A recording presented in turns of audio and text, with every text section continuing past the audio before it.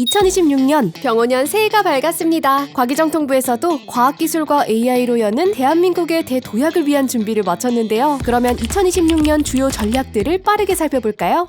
먼저 과기정통부는 올해 AI 상강도약을 본격화하고 국민이 체감할 수 있는 성과를 창출하겠다고 다짐했는데요. 총 3.1조 원 규모의 4대 지역 AX 프로젝트를 추진하고 과학기술 AI로 노벨상급 성과를 창출하기 위해 심혈을 기울일 예정입니다. 특히 피지컬 AI 핵심 기술 개발을 적극적으로 지원하여 제조, 물류, 조선 등 주요 산업의 AI 혁신 가속화를 강조했는데요. 피지컬 AI는 물리적인 몸체를 입고 실제로 물리적인 현실에서 동작하는 그런 AI를 뜻합니다. 이론적으로 로봇이 들어갈 수 있는, 그리고 사람이 하고 있는 모든 일을 다 피지컬 AI로 대체할 수 있다, 이렇게 생각을 하시면 됩니다. 우리나라는 제조 강국이죠. 사람이 노동하고 있는 제조 현장에 실제로 저희 피지컬 AI 기반의 로봇들이 들어가서 활약을 할 수 있게 되고요. 챗GPT를 훨씬 뛰어넘는 엄청난 임팩트를 가지는 산업이 될 거라고 예상을 하고 있습니다. 그래서 이 피지컬 AI 산업 생태계를 저희 같은 한 기업이 끌고 가기에는 상당히 벅찼는데요. 정부에서 해줄 수 있는 일은 다양한 가치 사슬에 있는 산업 플레이어들이 한 자리에 원팀으로 모여가지고 같이 하나의 목표를 가지고 프로덕트를 만들어낼 수 있도록 판을 깔아주는 거라고 그렇게 생각하고 있습니다.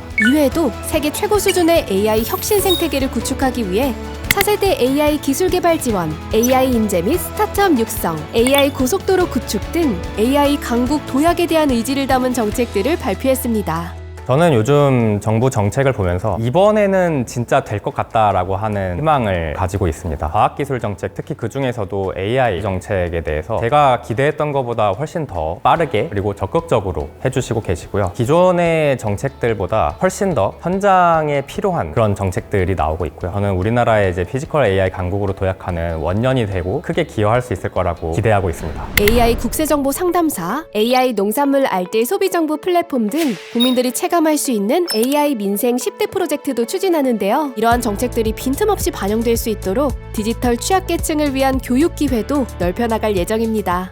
컴퓨터나 핸드폰이나 또 AI나 이 모든 걸 다 통틀어서 디지털에 관한 걸 다 가르치는 곳입니다. 디지털 배움터에서 많은 것을 배우고 나서 제 생활에 굉장히 활력이 생긴 것 같아요. QR코드 사용법이라든가 병원 예약이라든가 실제 필요한 그런 것을 가르쳐 주셔서 너무 도움이 되고 있습니다. 디지털 배움터를 다니면서 자존감도 올라가서 즐겁게 지내고 있습니다. 우리나라가 복받은 나라라고 생각했거든요. 이렇게 좋은 시설에 이렇게 무료로 가르쳐 주셔서 정말 앞으로도 이렇게 정책적으로 신경을 많이 써주신다니까 저희 시니어들에겐 굉장히 반갑고 기쁜 소식 같아요. 시니어들, 어르신들이 자식들만 의존하는데 AI를 배움으로 인해서 보다 나은 생활을 스스로 할 수가 있게 되거든요. 그러면 자식들 의존하지 않아도 되고 어떻게든 배우려고 노력을 해야 됩니다. AI를 배우고 싶어도 배우지 못하고 있는 분들이 차별받지 않게끔 시설 확충을 통해서 국가에서 계속 유지해서 해준다면 할머니들도 많이 배우게 될 겁니다. 할아버지도.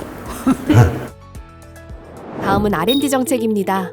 과기정통부는 올해 35.5조 원 규모의 역대 최대 R&D 예산을 투입하고 기초연구기관 확대, 결과가 아닌 과정 중심의 평가 등을 통해 연구자들이 보다 연구에 집중할 수 있는 R&D 생태계를 구축하겠다고 발표했습니다. 실제 연구자들은 이러한 정책에 대해 어떻게 체감하고 있을까요? 기초 연구나 R&D 관점에서는 연구 예산의 규모 자체가 정말 중요하거든요. 특히나 제가 하는 이런 기초 과학 연구 분야의 경우에는 정부 R&D 예산에 대한 의존도가 정말 높다고 말씀드릴 수밖에 없고요. 사실은 R&D 과제라는 것이 연구자 입장에서는 본인이 처해 있는 그 커리어 단계에 따라서 그 다음 단계로 도약할 수 있는 기회를 주는 셈인데, 그런 면에서도 이번 예산 편성이 다양한 가치들을 종합적으로 균형 있게 안배한 느낌이 들어서 안 그래도 연구 현장에서도 그런 측면에 특히 분위기가 좋은 것 같습니다. 이뿐만 아니라 과기정통부는 올해 우수 이공계 인재 성장 경로를 구축하기 위해 리더급 국가과학자를 지정하고 이공계 대학생 및 대학원생, 과학영재를 위한 맞춤형 정책도 제시했습니다. 인재의 해외 유출이 특히 사회적인 이슈로도 떠오르고 있고, 이번에 R&D 정책들을 살펴보면 그런 부분들에 대한 고민이 상당히 많이 담겨 있다고 저도 느끼기도 했습니다. 조금 더 많은 이제 유망한 젊은 인재들을 과학기술 분야로 유인하기 위해서는 저는 뭐 복잡한 생각이 필요한 것이 아니라 그들에게 과학 기술인으로서 자부심을 가질 수 있도록 명예와 이제 대우와 이런 것들을 좀 강화할 필요가 있다고 보고요. 큰 성취를 이루면 상당한 보상을 기대할 수 있다. 이런 심리를 조금 자극하는 것도 필요하다고 봅니다. 그런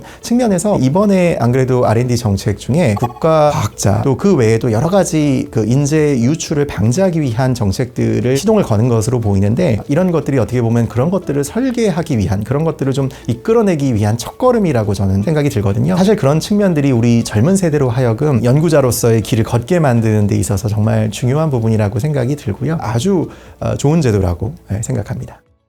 다음은 과학기술 기반 혁신 성장 추진을 위한 전략입니다.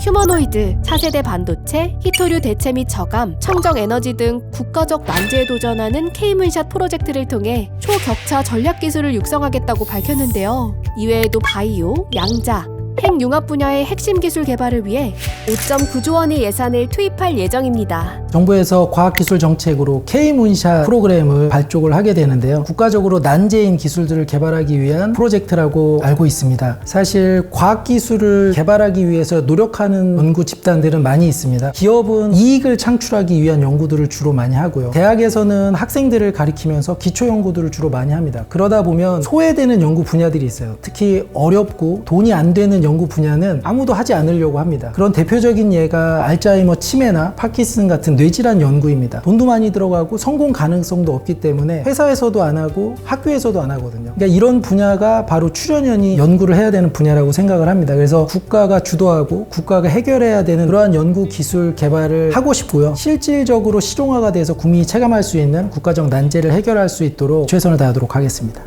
이러한 초격차 전략기술 육성을 위해 출연연은 국가임무중심연구소로 개편하여 전략기술 분야 산학연 협력 거점을 수행하고 성과연계 인센티브를 신설하여 기업과 출연연 협력을 강화하겠다고 밝혔습니다.